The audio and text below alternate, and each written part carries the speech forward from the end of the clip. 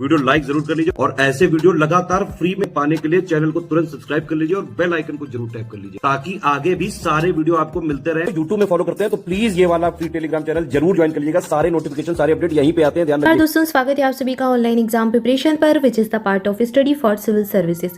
दोस्तों कैसे हैं आप सभी? आई होप आप सभी स्वस्थ होंगे, मस्त होंगे और मुस्कुराते होंगे और अपनी पढ़ाई बहुत अच्छे से कर रहे होंगे। एग्जाम के लिए बहुत ही कम दिन शेष बचे हुए हैं। अगर आपका एग्जाम 14 मई को एग्जाम होना ही है आपका, तो 60 दिन ही शेष बचे हैं और ये 60 दिन आप बहुत अच्छे से मेहनत कर लें, 8 से 10 घंटे अपने आप को दे दें और इस बार कट ऑफ क्लियर कर लें, सिलेक्शन ले लें। यूपीपीएससी में चुनावी साल है 2023 का, आप बिल्कुल निरंतर पढ़ते रहें, किसी न किसी एग्जाम में आपका सिलेक्शन पक्का हो जाएगा और ये 2023-24 में आपको सरकारी नौकरी मिल ही जाएगी। तो बिल्कुल निरंतर पढ़ते रहें, जुड़े रहें चैनल के साथ। आज के वीडियो में हम उत्तर प्रदेश सामान्य ज्ञान के अंतर्गत देखने वाले हैं उत्तर प्रदेश की प्रमुख नीतियाँ। उत्तर प्रदेश में कुछ अधिनियम, कुछ नीतियां, नियम आदि बनाए गए और उनमें संशोधन भी किया गया जो चर्चा में रहे, उनको देखने वाले हैं। जैसे कि गौवध के ऊपर बनाया गया, उत्तर प्रदेश सरकार गौवध के ऊपर काफ़ी ध्यान देती है और उसके ऊपर एक नियम बनाया गया, फिर संशोधन किया गया, तो इन चीज़ों को देखेंगे। चलिए स्टार्ट करते हैं। उत्तर प्रदेश गौवध निवारण संशोधन अध्यादेश 2020 ये आया। इसका उद्देश्य क्या था? इसका उद्देश्य था उत्तर प्रदेश गौवध निवारण अधिनियम 1955 को अधिक संगठित बनाना और प्रभावी बनाना। ये जो एक्ट बना हुआ था इसको और ज़्यादा संगठित बनाना, प्रभावी बनाना, ताकि इसका और अच्छे से जो है इसको लागू किया जा सके, ये इसका उद्देश्य था। तो ये अध्यादेश 2020 में लाया गया, जिससे गौवंशीय पशुओं की रक्षा तथा गोकशी की घटनाओं से संबंधित अपराधों को पूर्णतः नियंत्रित किया जा सके। इस अध्यादेश को उत्तर प्रदेश सरकार ने 9 जून 2020 को मंजूरी प्रदान की। तो जो ये 2020 में जो अध्यादेश आया, 9 जून 2020 को इसको मंजूरी भी मिल गई और इसका उद्देश्य तो आप समझ ही गए होंगे। उद्देश्य क्या है? गौ जो वंश होते हैं या फिर गाय जो होती है, उनकी कई बार उनका शिकार करके उनके सींगों आदि को और उनकी खाल आदि को भी उसको बेच दिया जाता है और उससे पैसे कमाए जाते हैं। तो ये सारी चीज़ें अपराध मानी जाती हैं, ये अपराध है। इससे संबंधित पूर्णतः इसको जो है लागू करना है ताकि जो गाय हैं उनकी हत्या ना की जा सके, उनका शिकार ना किया जा सके और उनकी रक्षा की जा सके। इसलिए इस अधिनियम को और प्रभावी बनाना था। इसके बाद एक अगला अधिनियम जो देख रहे हैं, लोक तथा निजी संपत्ति क्षति वसूली नियमावली 2020, इसको स्वीकृति प्रदान की गई 6 मई 2020 को। उत्तर प्रदेश की सरकार ने 6 मई 2020 को लोक तथा निजी संपत्ति क्षति वसूली नियमावली 2020 को भी स्वीकृति प्रदान की। तो जो लोक है या फिर जो समाज की या फिर निजी संपत्ति है, उसकी क्षतिपूर्ति की पूरी नियमावली है जिसमें सारे नियम बताए गए हैं। इसके बाद अगला जो है एक इलेक्ट्रॉनिक विनिर्माण नीति है, उसको फिर से जो है उसको लेकर आए। ये जो नीति है इसमें क्या है, उत्तर प्रदेश सरकार राज्य को वैश्विक इलेक्ट्रॉनिक हब बनाने के उद्देश्य से 18 अगस्त 2020 को एक नई उत्तर प्रदेश इलेक्ट्रॉनिक विनिर्माण नीति 2017 लेकर आई। आगामी 5 साल में उत्तर प्रदेश का लक्ष्य था कि 40,000 करोड़ रुपए का निवेश प्राप्त करें और साथ ही साथ 4 लाख प्रत्यक्ष रोजगार के अवसर भी उपलब्ध कराएं। तो ये जो नीति है, विनिर्माण नीति, इसको जो लाया गया और इसमें ये सारे इसके उद्देश्य थे कि निवेश प्राप्त है, बाहर से जो निवेश है वो आए राज्य के अंदर और प्रत्यक्ष रोजगार मिले। जब बाहर की कंपनी आएंगी कोई, वो इन्वेस्ट करेंगी राज्य के अंदर आकर, तो राज्य के लोगों को लेंगी रोजगार के रूप में, तो लोगों को रोजगार भी मिलेगा। तो ये सारी चीज़ें थी। इसके बाद अगला जो नियम है, उत्तर प्रदेश राज्य सरकार जो है 11 फरवरी 2020 को उत्तर प्रदेश भूगर्भ जल प्रबंधन और विनियमन नियमावली 2020 को मंजूरी प्रदान की गई। उत्तर प्रदेश भूगर्भ जल प्रबंधन और नियमन अधिनियम 2019 राज्य में 2 अक्टूबर 2019 से लागू था। तो ये जो 2 अक्टूबर 2019 से ये लागू था। इसके बाद नियमावली 2020 फिर आई, मंजूरी इसको प्रदान की गई। ये भूगर्भ से संबंधित थी। तो अभी तक हमने जितनी भी देखी है 2020 की ही देखी। इसके बाद अगली है उत्तर प्रदेश स्टार्टअप पॉलिसी 2020 में आई। उत्तर प्रदेश सरकार ने 7 जुलाई 2020 को कैबिनेट की बैठक में राज्य की नई स्टार्टअप नीति को मंजूरी प्रदान की। स्टार्टअप नीति 2020 आगामी 5 वर्षों के लिए लागू होगी। इसका उद्देश्य क्या है? 5 वर्षों में राज्य में 10,000 से अधिक स्टार्टअप के लिए अनुकूल वातावरण तैयार करना, ये इसका उद्देश्य था। इसके बाद अगली जो नीति है, कोरोना महामारी तथा ऐसे रोग नियंत्रण संबंधी उपायों के निमित्त विभिन्न प्रकार के कार्य करने या उनमें चूक एवं व्यवधान उत्पन्न करने वालों पर रोक लगाने हेतु 6 मई 2020 को उत्तर प्रदेश राज्य सरकार जो है उसके द्वारा उत्तर प्रदेश लोक स्वास्थ्य और महामारी रोग नियंत्रण अध्यादेश 2020 को मंजूरी दी गई। तो ये कोविड के समय ये आया एक अध्यादेश, इसको मंजूरी प्रदान की गई। अगला है उत्तर प्रदेश सरकार द्वारा 10 सितंबर 2019 को उत्तर प्रदेश कृषि निर्यात नीति 2019 को स्वीकृति दी गई। बहुत इंपॉर्टेंट है ये। राष्ट्रीय कृषि नीति के लक्ष्यों को प्राप्त करना इसका मुख्य लक्ष्य था।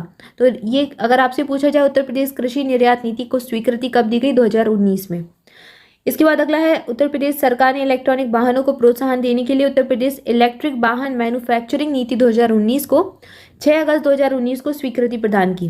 तो ये क्या है? इलेक्ट्रिक वाहन से संबंधित नीति एक है। उत्तर प्रदेश में पर्यटन की असीमित संभावनाओं को मद्देनजर रखते हुए राज्य सरकार ने उत्तर प्रदेश पर्यटन नीति 2018 भी जारी की। यह नीति अगले 5 वर्षों के लिए लागू होगी। प्रथम पर्यटन नीति की घोषणा उत्तर प्रदेश सरकार द्वारा 1998 में की गई थी और ये फिर अभी 2018 में आई। उत्तर प्रदेश सरकार ने अगस्त 2019 में किशोर न्याय बालकों की देखरेख और संरक्षण नियम 2019 को स्वीकृति प्रदान की। यह नियम केंद्र सरकार द्वारा सृजित 2016 के नियम को अंगीकृत करते हुए बनाए गए हैं। तो उसी के आधार पर इन नए नियमों को बनाया गया है। 2019 के ये रहेंगे और ये संबंधित किससे है? किशोर न्याय से संबंधित है। अगला है, अक्टूबर 2017 में उत्तर प्रदेश मंत्रिमंडल ने उत्तर प्रदेश खाद्य प्रसंस्करण उद्योग नीति 2017 को मंजूरी प्रदान की, जो 2017 से 2022 तक 5 वर्षों की अवधि के लिए प्रभावी रहेगी। तो अगर आपसे पूछा जाए खाद्य प्रसंस्करण उद्योग नीति 2017 ये आई और ये कब से कब तक काम करेगी? तो 5 साल, 2017 से 2022 तक। तो यहाँ पर हमने उत्तर प्रदेश की कुछ प्रमुख नीतियाँ देखी जो कि उत्तर प्रदेश सरकार के द्वारा जिनको मंजूरी प्रदान की गई।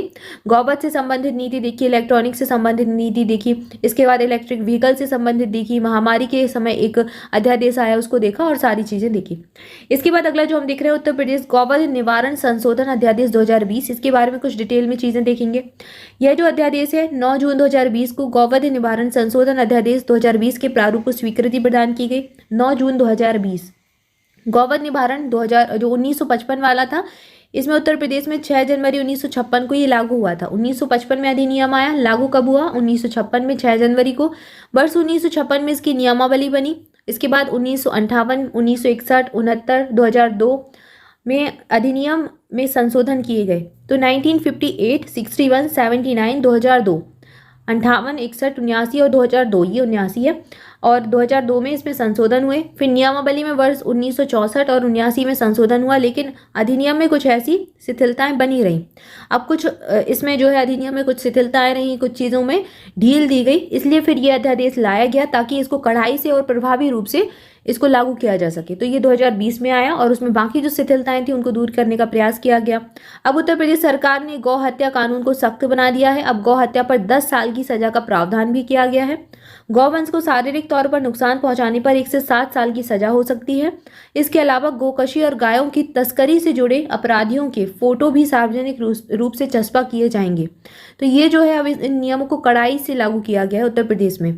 तो ये इस अध्यादेश में दिया गया था सारा कुछ, इसके बारे में हमने जाना। इसके बाद उत्तर प्रदेश स्टार्टअप पॉलिसी, इसको पढ़ेंगे। उत्तर प्रदेश राज्य की कैबिनेट ने 8 जुलाई 2020 को उत्तर प्रदेश की स्टार्टअप नीति 2020 को मंजूरी दी। नई स्टार्टअप नीति अधिसूचना की तारीख से 5 साल के लिए लागू होगी, 2020 से 25 तक। इस नीति का मुख्य उद्देश्य 5 वर्षों में राज्य भर में 10,000 से अधिक स्टार्टअप की स्थापना के लिए परिस्थितियों का निर्माण करना, ताकि जो नियम आदि हैं उनको थोड़ा सा लचीला बनाना कि स्टार्टअप जो है वो उभर सके, छोटे छोटे स्टार्टअप्स हैं वो आ सके। ठीक है, इसमें सारी चीज़ें रहती है, ऋण आदि की चीज़ों को भी आसान बनाना, सारा कुछ। तो ये 8 जुलाई 2020 को उत्तर प्रदेश की स्टार्टअप नीति 2020 को मंजूरी मिली। ये डेट याद रखिए, 2020 से 25 तक चलेगी। अब इसमें और क्या है, इससे पहले 20 मई 2020 को उत्तर प्रदेश के मुख्यमंत्री ने उत्तर प्रदेश स्टार्टअप फंड भी लॉन्च किया था, जिसे लघु उद्योग विकास बैंक ऑफ इंडिया द्वारा प्रबंधित किया जाएगा। इसका मैनेजमेंट करेगा। आपसे एग्जाम में पूछा जा सकता है उत्तर प्रदेश स्टार्टअप फंड को कौन प्रबंधित करेगा, कौन उसका मैनेजमेंट करेगा। तो ये चीज़ याद रखें, लघु उद्योग विकास बैंक के द्वारा इसका मैनेजमेंट किया जाएगा। राज्य सरकार द्वारा इस फंड की स्थापना उत्तर प्रदेश सूचना प्रौद्योगिकी और स्टार्टअप नीति 2017 के तहत की गई।